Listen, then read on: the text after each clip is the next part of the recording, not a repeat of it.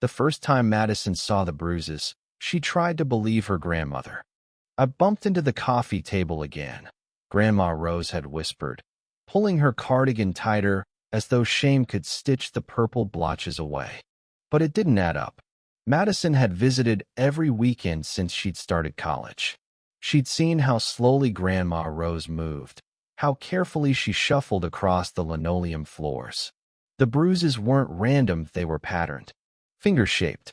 By the third visit in a row with new marks, Madison's gut screamed what her heart refused to believe. So she installed a camera. She told Grandma it was for her safety, in case she fell. That wasn't a lie. But the truth was darker. It was laced in the trembling of Rose's hands, the sudden silences, the darting glances toward the hallway when no one was there. Grandma Rose lived alone, or so everyone thought. The camera was small, disguised in a fake smoke detector Madison ordered online. She installed it on a Sunday, right before heading back to campus. It pointed into the living room where Grandma Rose spent most of her time, crocheting, watching TV, sipping tea. Madison didn't expect to find anything right away, but part of her didn't want to wait either. Monday afternoon, between classes, she checked the live feed. Nothing. Tuesday, nothing. Wednesday, still nothing. Grandma Rose sat in her recliner, just like always, her motions slow and gentle, her eyes sometimes sad, but otherwise normal. Madison began to wonder if maybe, somehow, she'd overreacted. Thursday night changed everything. It was almost 2 a.m. when Madison woke in a sweat. She couldn't explain it, just a jolt of unease, as though something had clawed at her dreams. Half asleep, she grabbed her phone and opened the camera app. Grandma's living room was dark. Only the faint blue glow of the muted TV lit the room in pulses.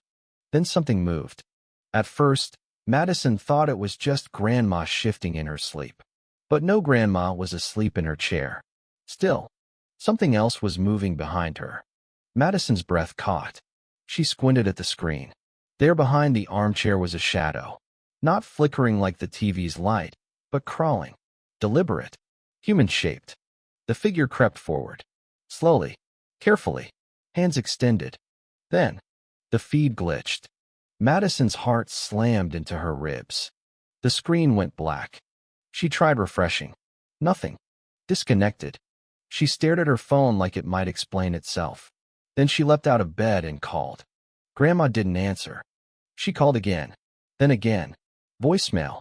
Panic rose in Madison's throat like bile. She was already halfway to her car before she realized she hadn't even put on shoes. The drive to Grandma's house was a blur. Every red light felt like a betrayal. The early morning roads were empty, silent, ominous. When she pulled up to the familiar house on Cedar Lane, the porch light was off, a rare thing for Grandma, who always left it on. Madison's fingers trembled as she unlocked the front door. The house was silent. Not peaceful, too silent. No hum of the fridge. No ticking clock. Even the air felt wrong, like the walls were holding their breath. Grandma, she called. Nothing. She crept into the living room. Phone light raised like a weapon. There was no one in the chair. The blanket that always rested on Grandma's lap was on the floor.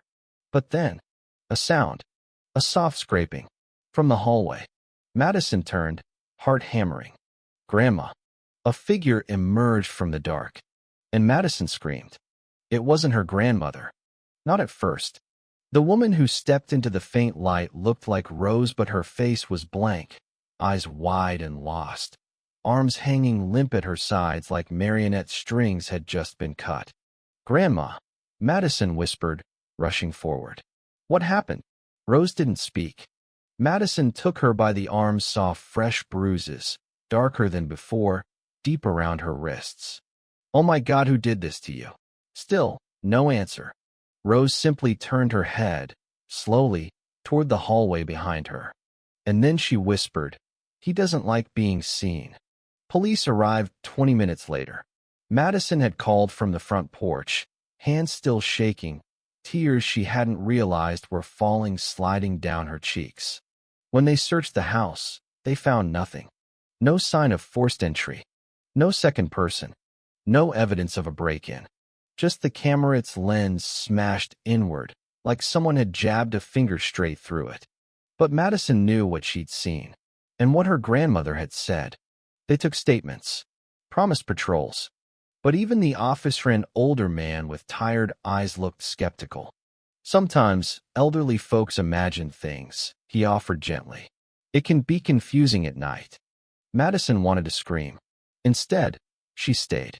She didn't go back to campus that week, or the next. She moved into the guest room, refusing to leave Grandma Rose alone again. For a few days, things felt normal. Too normal. No bruises. No shadows. No sounds. Until the scratching started. It began on the third night. Just after 3 a.m. A soft scritch, scritch, scritch like fingernails on plaster. Madison bolted upright, hard in her throat. The sound came from the walls, behind the headboard. She got up, pressed her ear to the cold surface. Nothing. Then, scritch, scritch. This time from the hallway. She grabbed her phone, recorded the sound. When she played it back, silence. It didn't pick up. She looked toward the door and saw the shadow again. Tall, thin, standing motionless at the end of the hall. No face, no features, just the shape of something watching. She blinked and it was gone.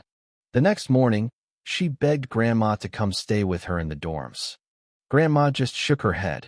I can't leave him, she said softly. Him who? Madison demanded. Grandma, who is doing this to you? But Rose wouldn't answer. Only later, in a whisper, as Madison made tea in the kitchen, did she say, he came with the house. The house.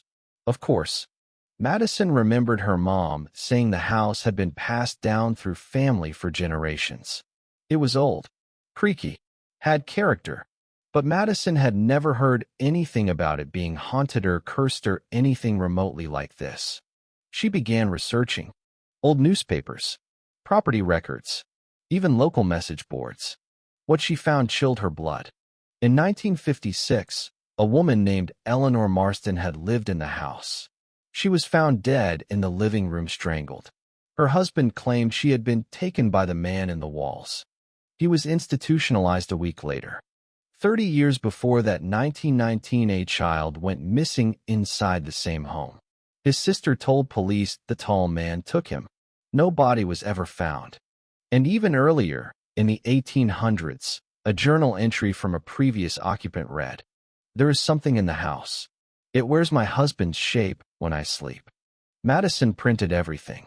She showed it to her grandma. But Rose only smiled sadly. I told you, darling, she said.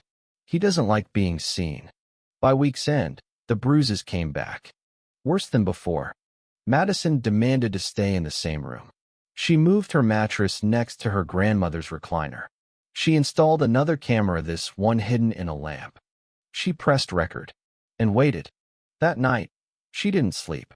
She stared at the camera feed on her phone, heart pounding with every flicker of movement. 2:43 a.m. Grandma stirred. 2:51 a.m. shadow passed across the far wall. And then, at 3:07 a.m., it emerged. Not through the door. Through the wall. Madison clapped a hand over her mouth to keep from screaming. The thing was tall, almost impossibly so. It had limbs, but not right. Bent wrong, like hinges where there shouldn't be any. And it had no face. Just skin. Pale, featureless skin stretched over its head like wax. It reached for her grandmother. Madison leapt from the mattress and screamed. The feed cut again. Madison's scream was primal, guttural, a sound she didn't recognize as her own. She launched herself across the room, grabbing for her grandmother, who was paralyzed in her recliner, eyes wide but unmoving, as though trapped in a trance. The room was freezing. The air itself felt wrong, thick, almost liquid, like moving through water. Madison grabbed Rose's arms and pulled, her heart hammering, blood roaring in her ears. Then the thing turned toward her. She felt it before she saw it. That sensation like being stared at through a glass of ice water. There was no face, no eyes, and yet she knew it saw her. Its head tilted, and the lights went out. Madison awoke to sunlight slicing through the curtains. She was on the floor, her arms still wrapped protectively around Grandma Rose, who now stirred slowly. "Grandma." Madison sat up, voice hoarse. Rose blinked, looking confused, then frightened. "Did he come back?" Madison didn't answer. She couldn't, because the lamp where she had hidden the camera was gone. Just gone. No glass, no wires, no fragments. Like it had never been there. That morning, Madison took her grandmother to the hospital. She told the ER nurse Rose had fallen, that the bruises had gotten worse. That was easier than trying to explain the truth. The doctors ran tests, took photos, asked questions, but Grandma wouldn't talk. Not about the bruises, not about the house, not about him. While they kept her overnight, Madison returned to the house. Alone. She wasn't thinking straight. Or maybe she was. Maybe some part of her had decided, I have to see it again. I have to catch it. This time, she brought 5 cameras. 2 in the living room, 1 in the kitchen, 1 in the hallway, and 1 carefully hidden in the ceiling vent of her grandmother's bedroom. She synced them all to her laptop, set them to record continuously. Then she waited. Midnight, 1 a.m., 2 o'clock. Nothing. She sat in the hallway outside Grandma's bedroom, back against the wall, laptop in her lap, eyes glued to the feeds. 2:51 the hallway camera flickered. 2:53 the one in the kitchen briefly lost signal. 2:56 a.m. low hum started in the vents. A droning, vibrating note like a deep cello string being pulled too tight. Madison stood slowly, laptop still open. The living room feed flickered. Then, movement. In the bedroom, the hallway light above her fizzled. She turned the screen. The bedroom feed showed something rising from the floorboards, not the wall this time. It came up like smoke. No sound, no resistance. And it was different now. Taller, more solid. Its skin wasn't waxy Anna Marie, it was wet. Glossy, like oil slicks across flesh. Where a face should have been, there were cracks. Deep grooves, like a mask had shattered and never been repaired. Madison watched, frozen in place, as the thing stood in her grandmother's empty room, tilting its head again. And then it did something new. It spoke. No mouth, no throat. But somehow she heard it. Not in her ears. In her mind. A low, seeping voice like rot made audible. "You are not hers," it said. Madison's knees buckled. The laptop slid from her hands and crashed to the floor. The screen didn't break, but the video feeds all froze. Just static. A sudden, sharp knock came from the other end of the hallway. She turned. There was no one there. Then the knock came again from inside the walls. She ran. Back in her dorm room the next morning, Madison didn't go to class. She didn't eat. She didn't sleep. She just sat, staring at the laptop, replaying the moment over and over. You are not hers. What did that mean? The files were corrupted. All the footage after 2:56 a.m. had turned to static. The cameras were still physically intact, but the data was destroyed. Except, one thing remained. A single screenshot, automatically captured by the software. It showed the creature standing in the center of Grandma Rose's room, head tilted forward like a puppet hanging from a string. And on the wall behind it, there were words, scratched deep into the wallpaper. She called me. Madison returned to the hospital later that day. Grandma Rose was awake, but quiet, her gaze distant. Madison held her hand, searching her face for answers. "Grandma," she whispered, "who is he?" Rose didn't answer at first. Then finally, she said, "He was always there. Before me. Before you. He waits in the bones of the house." "Why didn't you leave?" Rose gave a bitter smile. "You don't leave him. He stays with you. In the quiet. In the dark." Madison swallowed. "But why are you letting him hurt you?" Rose's eyes filled with tears. "I made a bargain," she whispered. The story came in pieces. Rose was only 20 when she'd moved into the house. A newlywed. Full of hope. But the man she married her old was cruel. violent. The bruises back then hadn't been from anything supernatural. One night, after a particularly vicious beating, she'd screamed into the walls. "Someone help me," she had sobbed. "Anyone?" And something answered. She never saw it then. But the next morning, Harold was gone. Just gone. Police said he'd run off. Left a suitcase behind, his car parked outside. But Rose knew better. "I never saw Harold again," she said, voice barely audible. "But I heard him, for weeks after, screaming, from the walls." From that moment on, the house changed. She would catch glimpses of things just outside her vision. Hear whispers at night. Feel breath on her neck when she was alone. And bruises. Always the bruises. She thought it was the price she paid. A soul for a soul. Safety in exchange for submission. But lately, the creature had grown. Hungry. "He's tired of me," she said. "He wants something new." Madison understood. The bruises. The camera destruction. The message, "You are not hers." He was coming for her now. Back at school, Madison started having dreams. Twisting corridors. Cracked doorways. A man without a face whispering her name. Some mornings, she woke with bruises on her arms. Light at first, then darker. One night, she woke up standing in the corner of her room. She hadn't sleepwalked in years. She knew, then. He was following her. The question haunted her, what does he want? It wasn't just to hurt. It was claiming. Possession. Control. Feeding on fear, on pain. Grandma had bargained. Madison had broken the rules. She'd seen him. And he wasn't bound to the house anymore. He was bound to her. Desperate, she returned to the house one last time.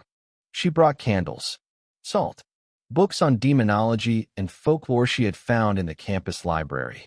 None of it felt real, but something had to work. She entered the living room, lit the candles, and began the ritual. She didn't know if she believed it. But belief wasn't necessary. Only fear. And she had plenty of that. She poured a salt circle around herself, recited words in Latin, burned sage, and waited. It didn't take long. The temperature dropped. The candles flickered, then went out. And he was there, in the corner, watching. She stood her ground. "What do you want?" she asked. His voice filled the room like thunder through water. "To be known." Madison trembled. "Why me?" "Because you saw me." She shook her head. "You don't belong in this world." He stepped forward. "Neither do you." Then Madison remembered something. The journal entry from 1882. "It wears my husband's shape when I sleep." The creature could mimic, manipulate, trick. But maybe, just maybe, it could also be banished by being seen. Truly seen. She reached into her bag, pulled out a mirror, held it up. The creature screamed. Not aloud, but inside her skull. A shrieking, agonized howl that split through every bone in her body. Its form flickered, began to unravel. Madison stepped forward, mirror raised. "You don't get to hide anymore."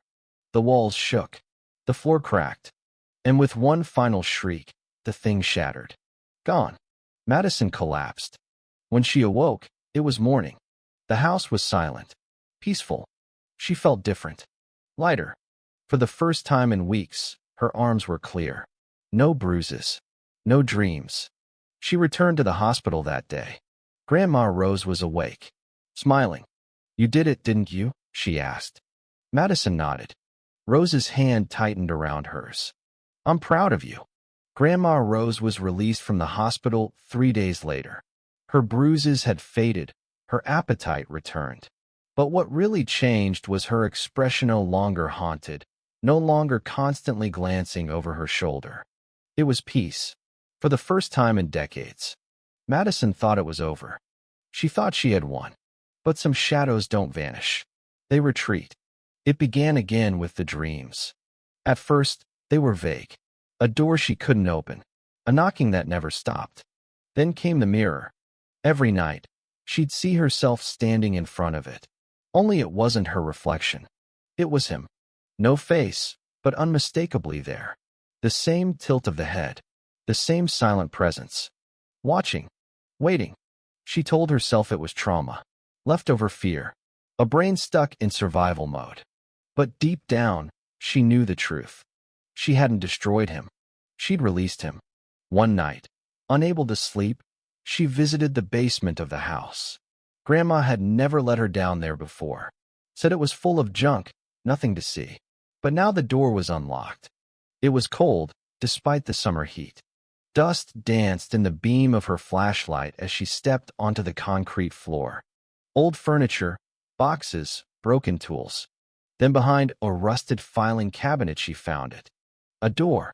Small, wooden, with iron hinges. It was barely taller than her waist. Not a room. A crawl space. And on the wood were carving symbols she didn't recognize.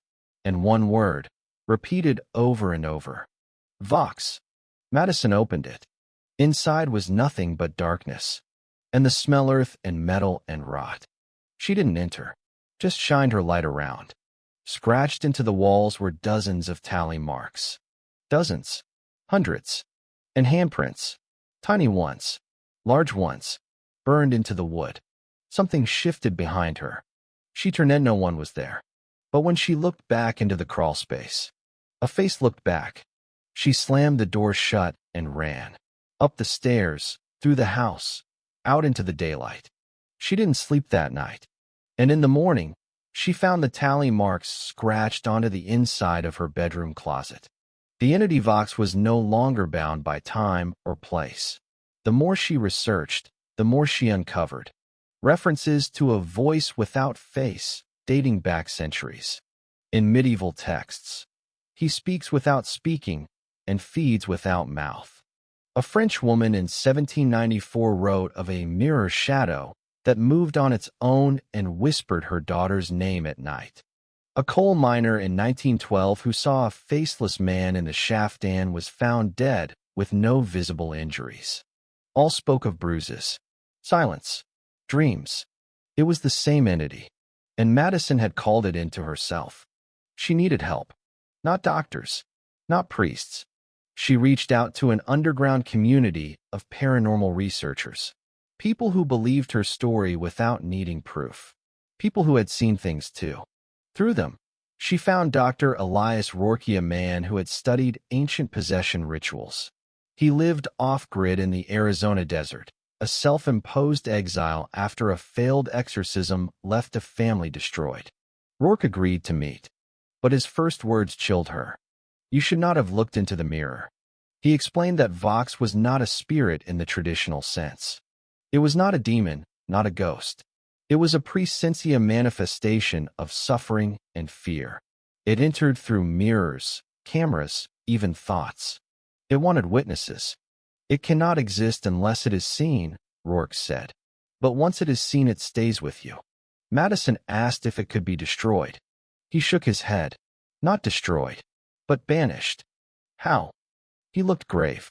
With a trade. The ritual was ancient. Prelinguistic. It required three things. The object of its attachment in this case, Madison herself. A mirror that reflects the soul, not the face he had won, cracked from a previous ritual. A willing vessel, someone to take its place. Madison went cold. You mean, someone has to take it into themselves? Rourke didn't answer. He didn't have to. She refused at first. There had to be another way. But each night, the bruises returned. Each night, her sleepwalking got worse. Once, she woke on the rooftop of her dorm, barefoot, blood on her hands. She didn't know who it belonged to. She agreed to the ritual. They drove into the desert, miles from any road, to an abandoned mining chapel, a place where light rarely reached. There, Rourke prepared the circle, lit the candles, positioned the mirror. It was dusk, and he was already there, standing behind her reflection. Rourke began chanting in a language that scraped at her eardrums. The air thickened. The temperature dropped. The mirror fogged, though no breath touched it. Madison stood in the circle, arms shaking, staring at her own warped reflection. The thing stepped forward in the glass. Closer, closer. Then its hand reached through. Rourke shouted louder, his voice cracking. Madison screamed. The hand touched her chest and suddenly she was falling. She landed in a place with no floor, no ceiling, just echoes, voices screaming, laughing, crying, faces she didn't know, some that looked like her. The mirror self stared back at her, mouth moving, though no sound came. Then, from the shadows behind it, Grandma rose. But not as she was now. As a child. Crying. Screaming. Hands reaching for her. The creature had always been there. Feeding. Watching. Becoming part of their family history like blood passed through veins. She awoke with a gasp. She was on the floor of the chapel. Rourke was gone. The mirror shattered. And outside, the desert was quiet. Too quiet.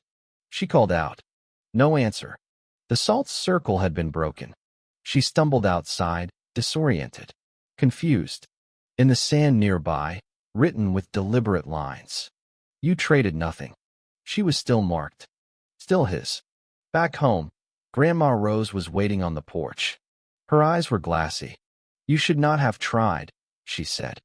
You knew, Madison whispered. You knew I couldn't break the bond. Rose nodded. Then why let me? A long pause. Because I'm tired, she said. And I wanted to hope. That night, Madison sat alone in the living room. She looked into the blank screen of the TV and saw him, standing, silent, waiting. She reached for the remote. Her hand shook. Then she paused and spoke, not with fear but with calm. I see you. His head tilted. I know you. He didn't move. And I will never let you win. The screen went black. No static. Just silence. Real silence. For the first time in months. The next morning, Madison didn't wake up to sunlight. She woke up to whispering. Not words. Not even language. Just intent. A sound in her head that vibrated down into her bones. A low murmur, like dozens of mouths speaking in unison from far away. She sat up with a gasp, drenched in sweat. Everything in the room was still, but her laptop on the desk across the room had turned itself on. A black screen. White text. Do you understand me now? Madison's breath caught. Her fingers trembled as she typed back. What do you want from me? To be remembered. She stared, then typed. Why me? Because you looked. Because you didn't run. A pause. Then, because she called me. And you listened. Madison slammed the laptop shut. Her ears rang in the silence that followed. She looked to the mirror on her closet door. And there he was again. No movement. Just presence. But this time, he was closer. Madison stopped going to class. She disconnected from her friends. From her professors. From the world. The shadow followed her wherever she went. Elevator reflections. Black windows. Car mirrors. Always that faceless silhouette. Sometimes she'd hear voices behind her. Sometimes she'd feel a hand on her shoulder in a crowd only to turn and find no one. The worst was the feeling that he was beginning to learn her face. She started seeing it reflected back at her. Slight distortions in mirrors her own smile. Warped, not quite right. Eyes just a bit too dark. A small tilt of the head that didn't belong to her. It was like he was becoming her. From the inside out. She returned to the crawl space in the basement. This time, she went inside. With gloves, a flashlight, and a plan. The carvings on the walls pulsed in her peripheral vision. The deeper she crawled, the colder it became. And then something new. A box. Small. Wooden. Padlocked. She forced it open with a screwdriver. Inside, photographs. Hundreds of them. Black and white. Sepia. Color. All showing different people, dozens of ages and races standing in front of mirrors. In every photo, their reflection was wrong. And everyone had a number scrawled on the back. There was also a notebook. She opened it. Inside, only one sentence repeated on every page. The face comes last. Madison ran. Back up the stairs. Into the daylight. She called Rourke again. No answer. She tried messaging the online forum. Nothing. She was alone. Completely alone. That night, her grandmother collapsed. Heart failure, the hospital said. Madison stayed at her side, holding her hand as machines beeped and IVs dripped. I didn't mean to bring him to you. Grandma Rose whispered, tears trailing down her cheeks. I was just scared. I didn't think he'd follow you. Madison nodded, choking back sobs. I know. Rose looked at her, pupils dilated. He's here, in the room, watching me go. Madison's breath caught. Rose smiled faintly. He doesn't like when they die. He loses control. And then, with a soft exhale, her hand went limp. The funeral was quiet. No other family. Just Madison, a priest, and a few neighbors. But when they lowered the casket, something strange happened.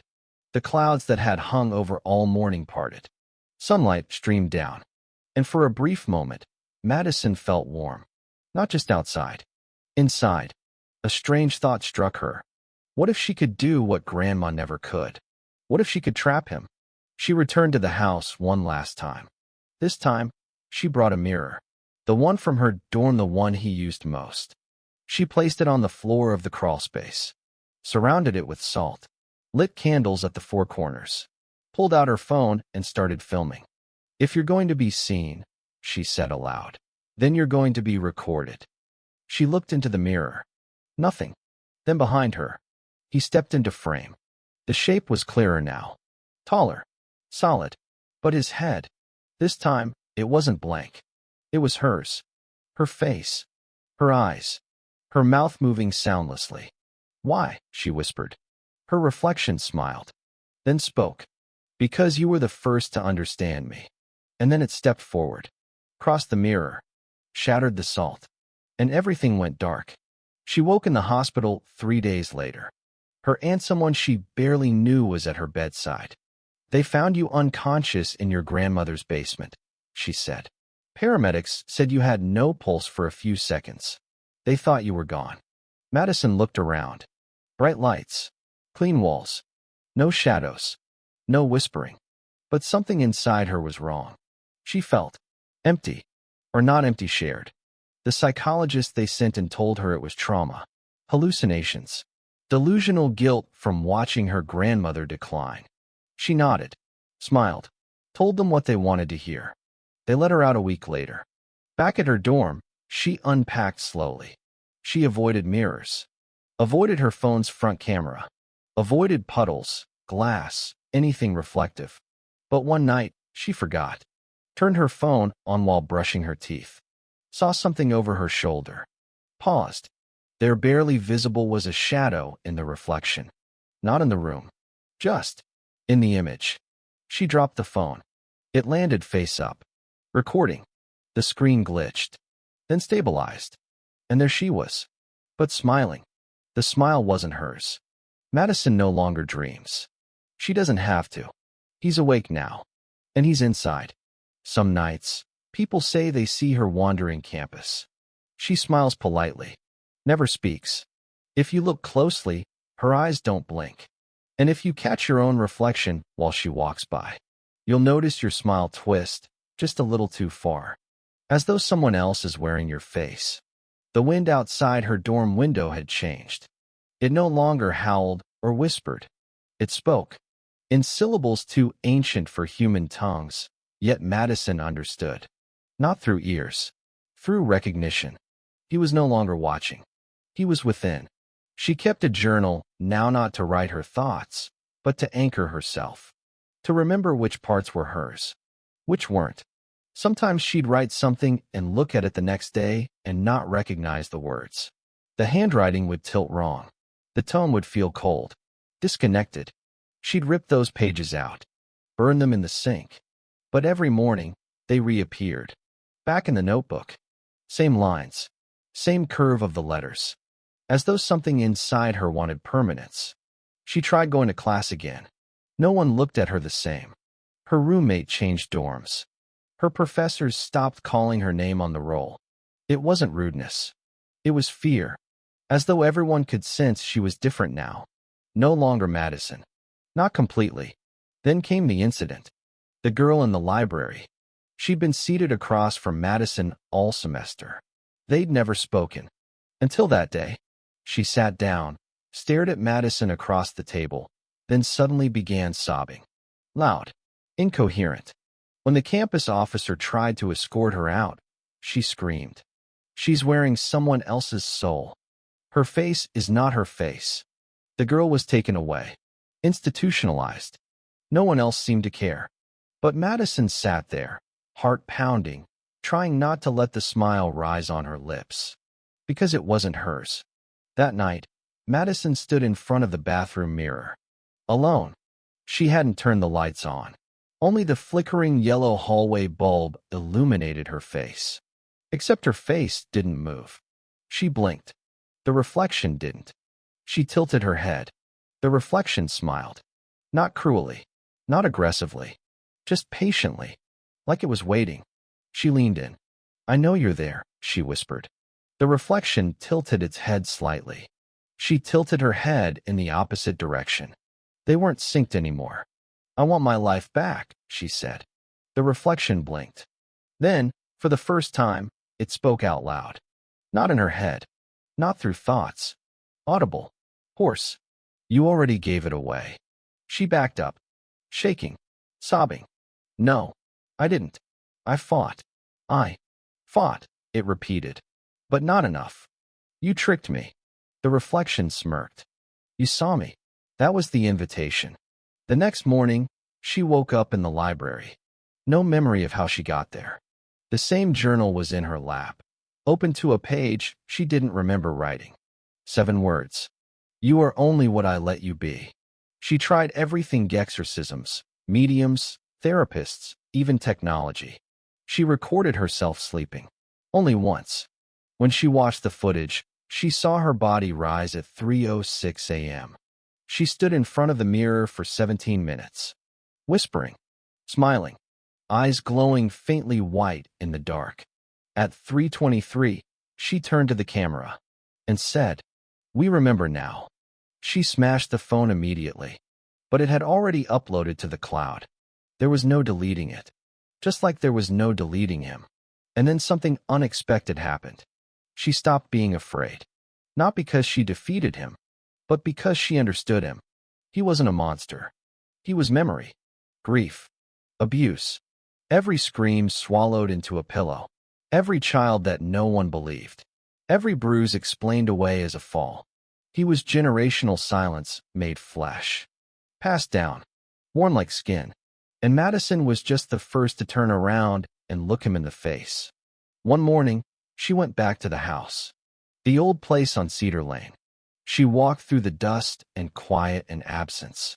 Into the basement. Into the crawl space. No salt this time. No mirrors. Just herself. She knelt on the dirt floor, placed her hand on the cold wall, and said, "It ends with me." She closed her eyes and began to tell the truth. All of it. Out loud. About the bruises. The shadows. The bargain her grandmother made. About the thing in the mirror. About how it had no face of its own, only the ones it was given by others. About the screaming she heard in her sleep that was never hers. About the girl she had been before. About the girl she still wanted to be. And the walls began to breathe. Literally pulsing with life, like something beneath the plaster had lungs. The mirror fragments at her feet began to twitch. Not shatter. Not reform. Disappear. One by one, they turned to dust. She looked up, and for the first time since this all began, there was no reflection waiting for her. Only a wall. A real, solid, quiet wall. When she walked outside, the sun felt different. Not warmer. Not brighter. Just real.